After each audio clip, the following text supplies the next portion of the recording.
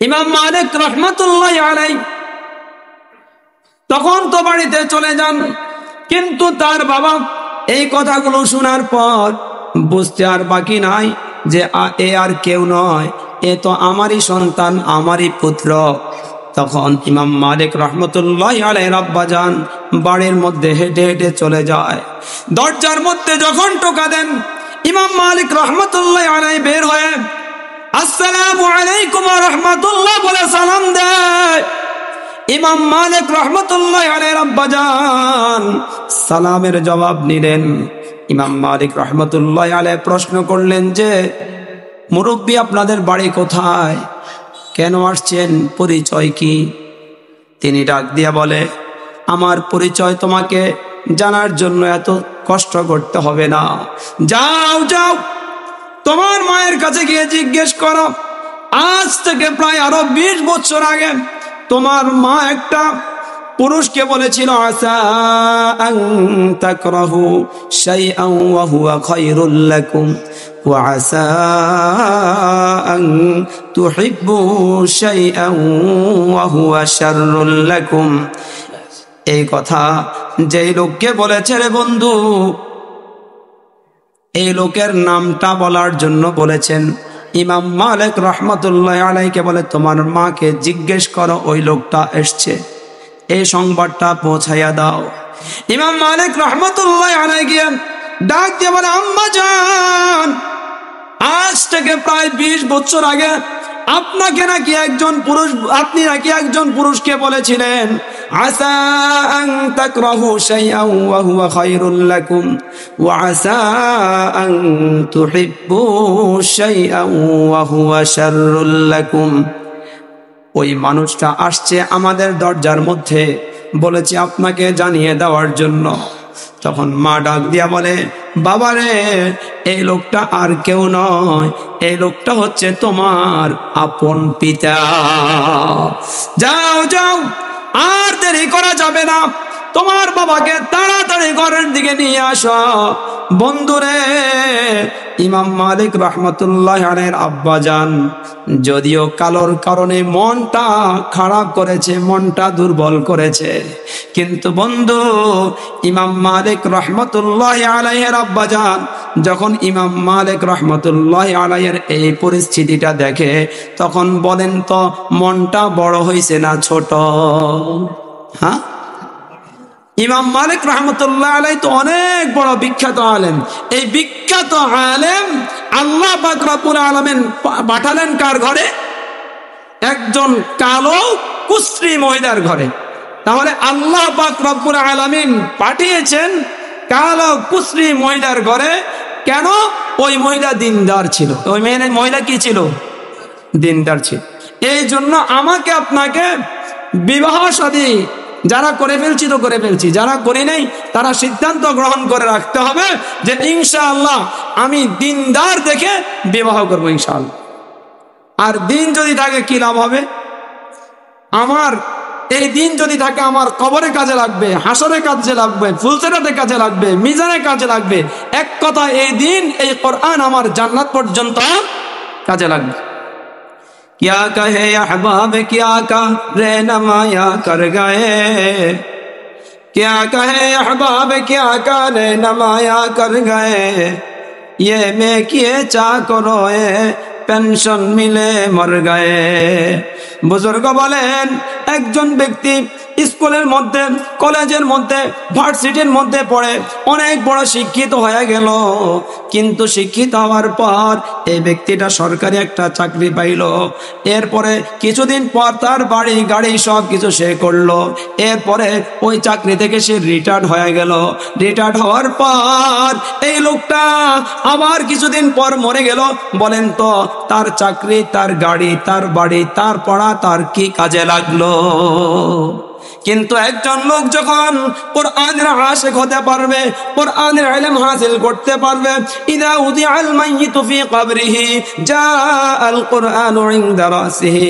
নবীজি আমার ডাক দিয়ে বলেন, একজন ব্যক্তি যখন কোরআনের আলেম হবে, কোরআনের হাফেজ হবে, কোরআনের মুহাব্বত তার ভিতরে অন্তরের মধ্যে লালন করবে, কোরআনের ভালোবাসা দুঃখেও তার কাছে থাকবে, সুখেও তার কাছে থাকবে, এই লোকটা যখন অন্ধকার কবরে যাবে রে বন্ধু, তখন তার মাথার পাশ দিয়ে কোরআন একটা যুবকের ন্যায় দাঁড়িয়ে যাবে। মুনকার নাকির যখন প্রশ্ন করতে আসবে, মুনকার নাকির প্রশ্ন করতে আসার পর কোরআন ডাক দিয়া বলবে, না না না, আমার বন্ধুকে প্রশ্ন করা যাবে না, আমার বন্ধুর ঘুমে ডিস্টার্ব করা যাবে না। বলে কেন? বলে দুনিয়াতে অনেক কষ্ট করেছে কিন্তু আমি কোরআনকে ভালোবাসছে, না না, আমার বন্ধুর ঘুমে আর এখন আমি ডিস্টার্ব করতে দেব না। মুনকার নাকির তখন আল্লাহ পাক রব্বুল আলামিনের কাছে গিয়ে বলবে, আল্লাহ, আপনার এই বান্দার মাথার পাশ দিয়ে একজন যুবক ডাক দিয়ে দাঁড়িয়ে গেলেন, তার নাম বললেন নাকি কোরআন। সে ডাক দিয়া বলে তাকে প্রশ্ন করা যাবে না, তাকে ডিস্টার্ব করা যাবে না। কারণটা কি? রব ডাক দিয়া বলবে, ও মুনকার নাকির শুনো শুনো শুনো শুনো শুনো, আমার বান্দার যেহেতু মাথার পাশ দিয়ে কোরআন দাঁড়িয়েছে, আমার বান্দা যেহেতু কোরআনকে ভালোবাসছে, কোরআনকে যেহেতু দুঃখেও বলে নাই, সুখেও বলে নাই, শুনো শুনো শুনো, আমার বান্দাকে আর ঘুমে ডিস্টার্ব না করে ওই যে জান্নাতের ফেরেশতাদের কাছে গিয়ে আমার বান্দার কবরের সাথে বলো, জান্নাতের সাথে যেন কানেকশন করে দেয়। আল্লাহ পাক রব্বুল আলামিন আমাদের সকলকে দ্বীনমুখী, কোরআনমুখী হওয়ার তৌফিক নসিব করেন। সকলে বলে আমিন। আলহামদুলিল্লাহি ওয়া কাফা ওয়া সালামুন আলা ইবাদিহিল্লাযীনা ইসতাফা। أما بعد فقد قال الله تعالى في كلامه المجيد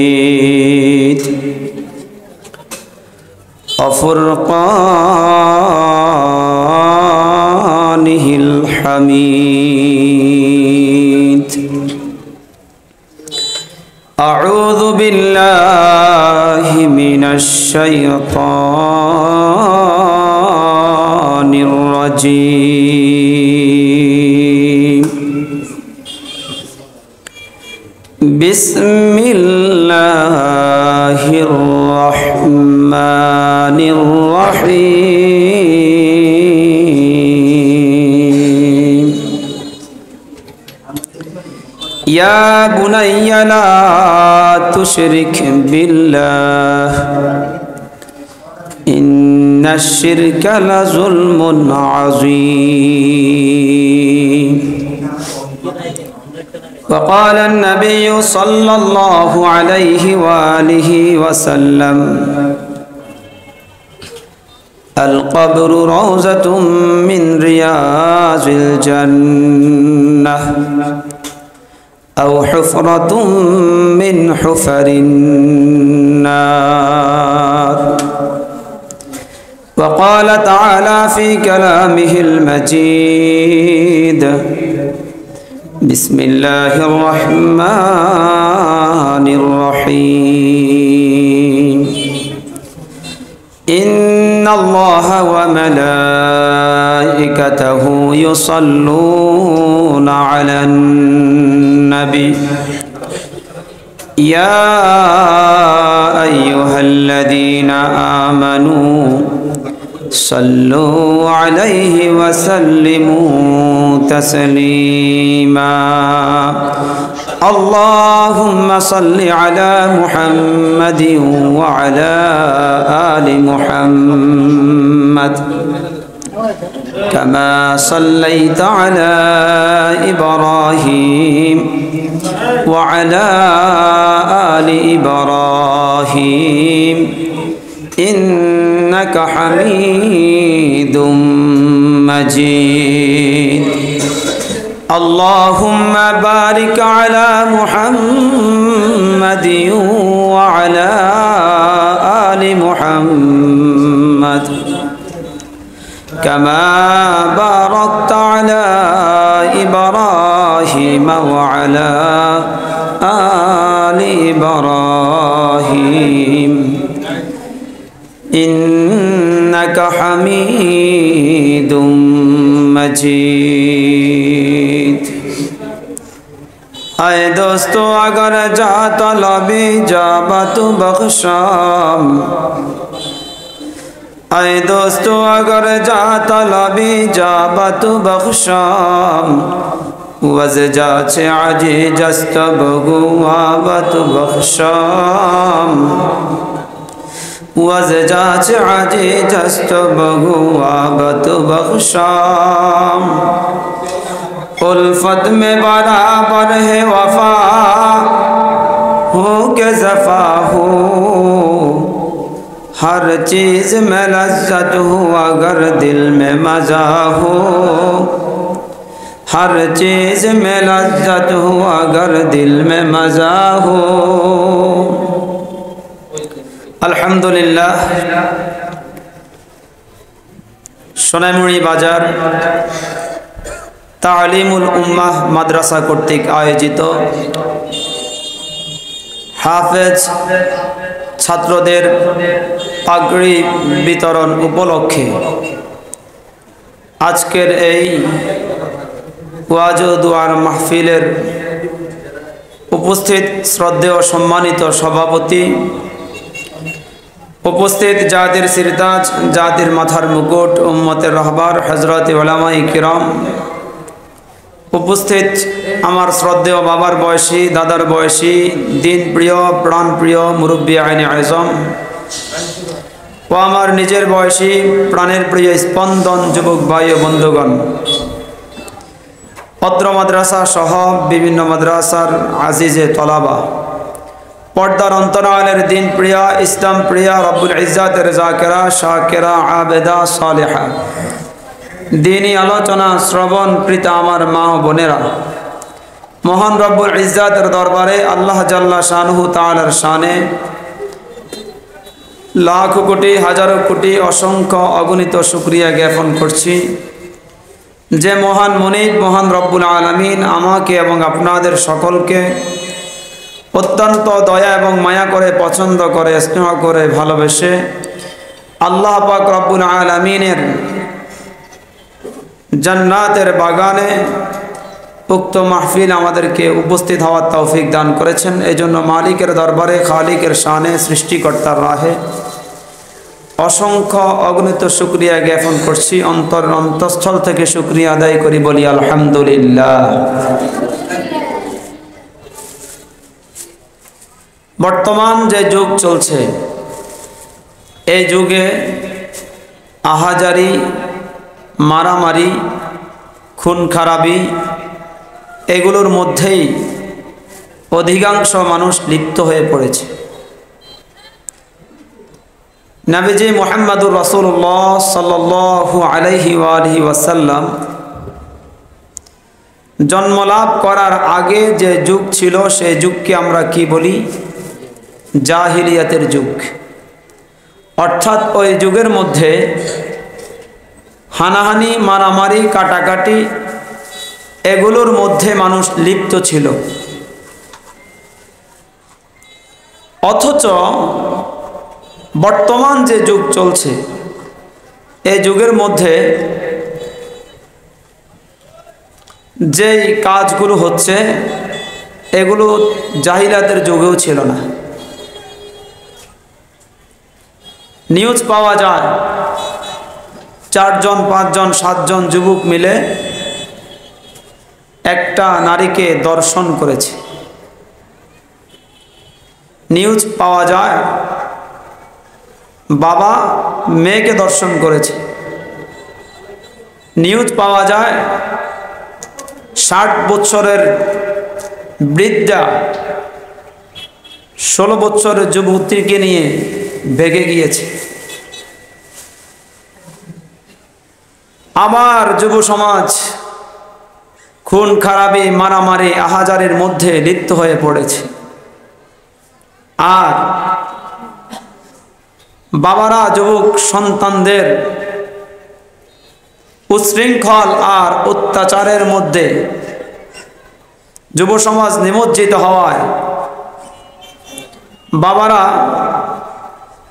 অধৈর্য হয়ে উলামায়ে কিরামের কাছে গিয়ে বলে যে হুজুর, আমার ছেলেটার জন্য একটু দোয়া করিয়েন।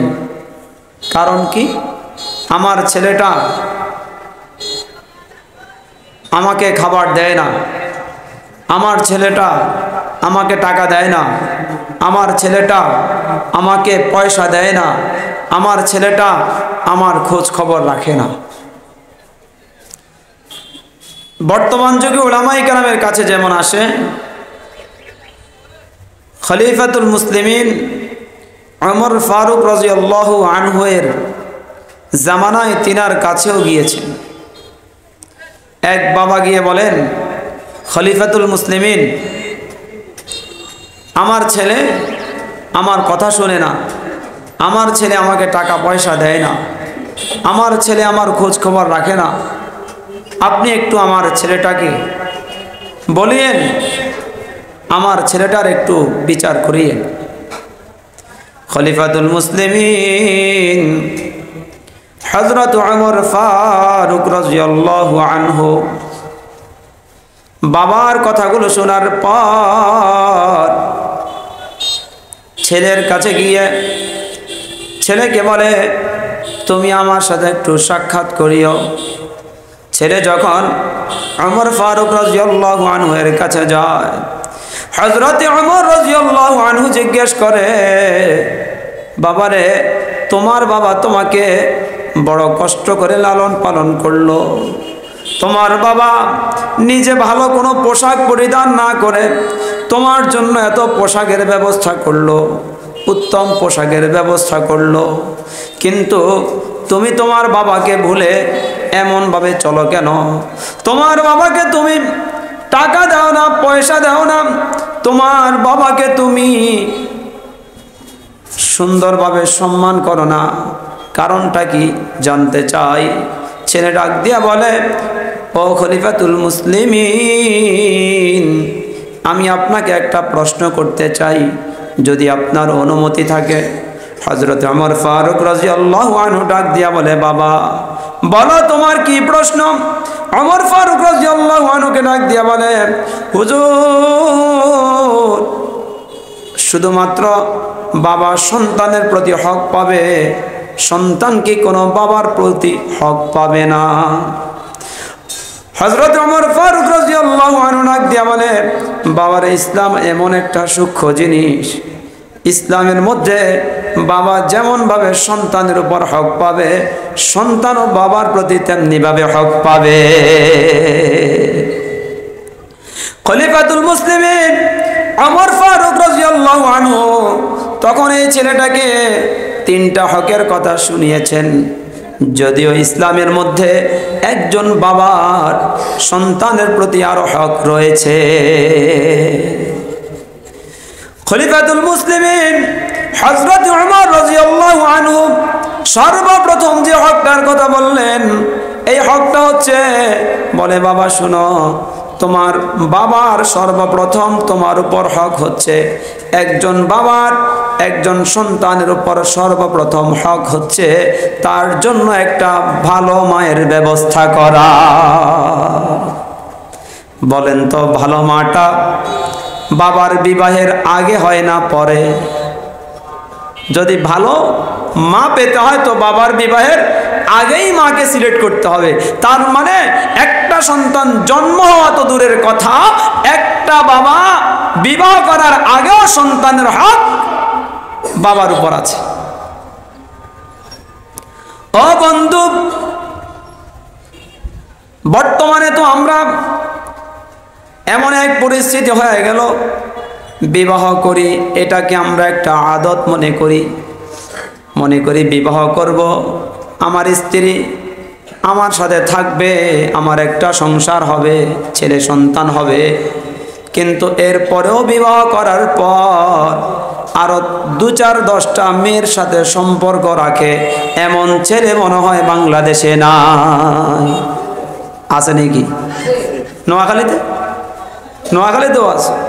ও বন্ধু, বিবাহ করা তো উদ্দেশ্য ছিল প্যারা নবী মুহাম্মদুর রাসূলুল্লাহ সাল্লাল্লাহু আলাইহি সাল্লামের সুন্নাহ। বিবাহ করার প্রয়োজন তো ছিল সন্তানের আশা করা, বিবাহ করার প্রয়োজন তো ছিল আমাকে গুনাহমুক্ত জীবন যাপন করার জন্য মাধ্যম স্বরূপ। ও বন্ধু, বিবাহ যে করব, বিবাহ করার জন্য একটা পুরুষ কি কি চাওয়া উচিত, কি কি চায়? প্যারা নবী মুহাম্মদুর রাসূলুল্লাহ সাল্লাল্লাহু আলাইহি ওয়াসাল্লাম চারটা জিনিসের কথা বলে দিলেন। এক নাম্বার, বিবাহ করার জন্য যে পাত্রী দেখে ওই পাত্রীর বংশ মর্যাদা কতটুকু আছে সেটা নির্ণয় করে। দুই নাম্বার, ওই পাত্রীটা সুন্দর আছে কিনা সেটা বিবেচনা করে। তিন নাম্বার, তাদের অর্থ আছে কিনা, তাদের সম্পদ কতটুকু আছে, কতগুলো গাড়ির মালিক, কতগুলো বাড়ির মালিক, কত টাকার মালিক, তার শ্বশুরের কি কি সম্পদ আছে এগুলো বিবেচনা করে। চতুর্থ নাম্বার, দিন আছে কিনা, কোরআনের ইলম আছে কিনা, কোরআনুল কারীম পড়তে পারে কিনা সেটা বিবেচনা করে। অথচ নবীজি সাল্লাল্লাহু আলাইহি সাল্লাম জানিয়ে দেন, ফাকফার বিদাতিদ্দিন। নবীজি সাল্লাল্লাহু আলাইহি সাল্লাম জানাইয়া দেন, ও আমার উম্মতেরা শুনো, বিবাহের ক্ষেত্রে তোমরা সবচাইতে বেশি দিনকে প্রাধান্য দিও। কারণ একজন নারীর যদিও বংশমর্যাদা না থাকতে পারে, একজন নারীর মধ্যে সুন্দর রূপ না থাকতে পারে, একজন নারীর কাছে অর্থ আর সম্পদ না থাকতে পারে, কিন্তু তার কাছে যদি দ্বীনি বুঝ থাকে, তার মধ্যে যদি দ্বীন থাকে, তাহলে তোমার সংসারটা হয়ে যাবে জান্নাতের বাগান।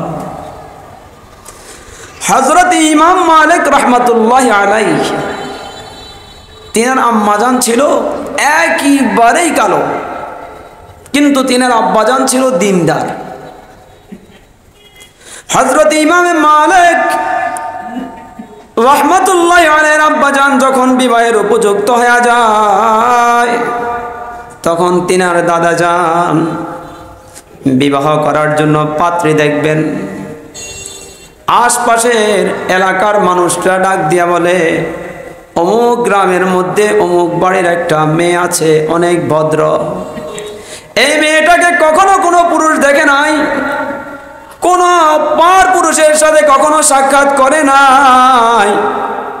এই মেয়েটা বড় দিনদার, ফরেজগার, মুত্তাকি, নামাজ পড়ে। এই গুণগুলো শোনার পর সম্ভবত ইমাম মালিক রাহমাতুল্লাহি আলাইহির দাদাজান এবং দাদিজান গিয়ে ওই মেয়েটাকে দেখে আসলেন। ইমাম মালিক রাহমাতুল্লাহি আলাইহির আব্বাজানকে ডাক দিয়া বলে, ছেলে গো আমার, তোমার জন্য একটা পাত্রী ঠিক করা হয়েছে। পাত্রীটার এই এই গুণ আছে, এই পাত্রীটা দিনদার। যখন অনেকগুলো গুণের কথা শুনলেন, ইমাম মালিক রাহমাতুল্লাহি আলাইহির আব্বাজান গুণগুলোর কথা শোনার পর চিন্তা করলো, যে নারীর মধ্যে এতগুলো গুণ আছে, এই নারী নিঃসন্দেহে সুন্দর হবে। এই ভেবে ওই নারীকে না দেখে, পাত্রীকে না দেখে রাজি হয়ে গেল। ডাক দিয়ে বলে, বাবা বিবাহের ব্যবস্থা করেন, কোনো অসুবিধা নাই। বিবাহ হয়ে গেল।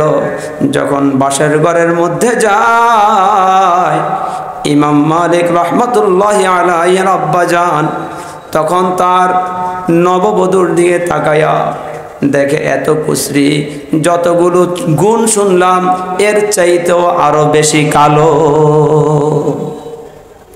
ইমাম মালিক রাহমাতুল্লাহি আলাইহির আব্বাজান তখন তার প্রিয়তমা নব স্ত্রীর সাথে সাক্ষাৎ না করে, কথা না বলে একটু দূরে দূরে থাকলেন। আর ইমাম মালিক রাহমাতুল্লাহি আলাইহির আম্মাজান চিন্তা করতেছেন কি করতে পারি। একটু সময় কাটানোর পর ইমাম মালিক রাহমাতুল্লাহি আলাইহির আম্মাজান নিজের লজ্জাগুলোকে সরাইয়া, নিজের লজ্জা বাদ দিয়া স্বামীকে ডাক দিয়ে বলে, স্বামী গো আমার, আমি আপনাকে দুটি কোরআনুল কারীমের আয়াত শোনাতে চাই। ইমাম মালিক রহমতুল্লাহি আলাইহির আম্মা জান ডাক দিয়ে বলে, আসা আন তাকরাহু শাইআন ওয়া হুয়া খায়রুল লাকুম ওয়া আসা আন তুহিব্বু শাইআন ওয়া হুয়া শাররুল লাকুম। ইমাম মালিক রহমতুল্লাহি আলাইহির আম্মা জান এই কোরআনুল কারীমের আয়াতে কারিমাগুলো শোনাইয়া দিলেন। বন্ধুরে, পাষাণ হৃদয়ের মানুষও যদি হয়ে থাকে, কিন্তু কোরআনের আয়াত দিয়ে যখন বোঝানো হয়, একজন চোর কিন্তু চুরি ছেড়ে দেয়, একজন বাটপার বাটপারি ছেড়ে দেয়, একজন ধোঁকাবাজ ধোঁকাগিরি ছেড়ে দেয়, একজন জেনাখোর জেনা ছেড়ে দেয়। কিন্তু ইমাম মালিক রহমতুল্লাহি আলাইহির আব্বাজান তো ছিল দিনদার। যখন কোরআনুল কারীমের আয়াত শুনলেন যে আমি যেটা পছন্দ করলাম, কিন্তু আল্লাহ পাক রব্বুল আলামিন হতে পারে ওই জায়গার মধ্যে আমার জন্য কল্যাণ রেখেছে, আমার অপছন্দের জায়গাটার মধ্যে, কিন্তু যেটাকে আমি পছন্দ করলাম, কিন্তু হতে পারে আল্লাহ পাক রব্বুল আলামিন ওই জায়গার মধ্যে আমার জন্য অকল্যাণ রেখেছে। এই কথা যখন ইমাম মালিক রহমতুল্লাহ আলাইহির আব্বাজানের দিলের মধ্যে ধাক্কা মেরে গেল, অন্তরের মধ্যে লেগে গেল, তখন স্ত্রীর সাথে মিশে গেলেন, স্ত্রী সঙ্গম হয়ে গেল। সকালবেলায় যখন উঠে, যুবক বয়স তো সুন্দরের দিকে লালসা যখন তাকায়, বন্ধুরে, তখন প্রিয়তমা স্ত্রীর দিকে তাকানোর পর আর ভালো লাগে না, তখন সাথে সাথে তার গাড়ি, তার সামান সব কিছুকে নিয়ে একসাথে 20 বছরের জন্য বাইরে চলে যায়। দীর্ঘতম প্রায় 20 বছর পর ইমাম মালিক রহমতুল্লাহি আলাইহির আব্বাজানের স্মরণ হয়ে গেল, না না না, আমার এলাকাকে আমাকে একটু দেখতে হবে, আমার এলাকার কি অবস্থা, আমি একটু খোঁজ খবর নিয়ে আসি। যখন এলাকার মধ্যে আসে, আসার পর দেখে 20 বছর আগে যা দেখছে তা অনেকটাই পরিবর্তন হয়ে গিয়েছে। ইমাম মালিক রহমতুল্লাহি আলাইহির আব্বাজান জোহরের নামাজ পড়লেন তার সমাজের মসজিদের মধ্যে। দেখে সুন্দর একটা ছেলে, বড় একজন আলেম, অনেক মজা করে, অনেক সুন্দর করে নামাজের ইমামতি করলেন। রুকুগুলো, সেজদাগুলো অনেক চমৎকার। আলেম যত বড়, আল্লাহ পাকের ভয় আছে যত বেশি, তার নামাজের সৌন্দর্য তত বেশি। ইমাম মালিক রহমতুল্লাহি আলাইহির আব্বাজান নামাজ শেষ করার পর দেখে যে কিতাবে তালিম চলছে, তখন কিতাব তালিমের মধ্যে বসে গেলেন। দেখে যে বড় চমৎকার করে, বড় মজা করে কিতাব তালিম করলেন, সুন্দরভাবে আবার বুঝিয়েও দিলেন। নিজের কাছে অনেক ভালো লাগলো, কিন্তু মানুষগুলো সবাই তালিমের ফলে চলে যায়। একজন ব্যক্তি মাত্র আছে, তাকে জিজ্ঞেস করে, ও ভাই, তোমাদের বাড়ি কোনটা? বলে, আমাদের বাড়ি এটি। বলে, নামাজে পড়িয়েছে, তার বাড়ি কোথায়? সে কে? বলে, তার বাড়ি বেশি দূরে নয়, তার বাড়ি এই সমাজে, এই এলাকায়, ওই যে অমুক বাড়িটা। তবে বাবা, একটা দুঃখ, একটা কষ্ট। বলে, কি? বলে, শুনুন, এই যে লোকটা নামাজ পড়েছে, ছেলেটা অনেক ভদ্র, অনেক ভালো, অনেক বড় আলেম, অনেক তাকওয়াবান লোক, কিন্তু তার বাবা বিবাহের পরের দিন যে চলে গেল, দীর্ঘতম প্রায় 20 বছর হয়ে গেল, এখনো পর্যন্ত তার বাবা এলাকায় আসে না। ইমাম মালিক রহমতুল্লাহি আলাইহি তখন তো বাড়িতে চলে যান, কিন্তু তার বাবা এই কথাগুলো শোনার পর বুঝতে আর বাকি নাই যে এ আর কেউ নয়, এ তো আমারই সন্তান, আমারই পুত্র। তখন ইমাম মালিক রহমতুল্লাহি আলাইহির আব্বাজান বাড়ির মধ্যে হেঁটে হেঁটে চলে যায়। দরজার মধ্যে যখন টোকা দেন, ইমাম মালিক রহমতুল্লাহি আলাইহি বের হয়ে আসসালামু আলাইকুম ওয়া রাহমাতুল্লাহ বলে সালাম দেয়। ইমাম মালিক রহমতুল্লাহি আলাইহির আব্বাজান সালামের জবাব নিলেন। ইমাম মালিক রহমতুল্লাহি আলাইহি প্রশ্ন করলেন যে, মুরব্বী আপনাদের বাড়ি কোথায়, কেন আসছেন, পরিচয় কি? তিনি ডাক দিয়া বলে, আমার পরিচয় তোমাকে জানার জন্য এত কষ্ট করতে হবে না, যাও যাও তোমার মায়ের কাছে গিয়ে জিজ্ঞেস করো, আজ থেকে প্রায় আরো 20 বছর আগে তোমার মা একটা পুরুষকে বলেছিল, আসা আন তাকরাহু শাইআন ওয়া হুয়া খায়রুল লাকুম ওয়া আসা আন তুহিব্বু শাইআন ওয়া হুয়া শাররুল লাকুম। এই কথা যেই লোককে বলেছে রে বন্ধু,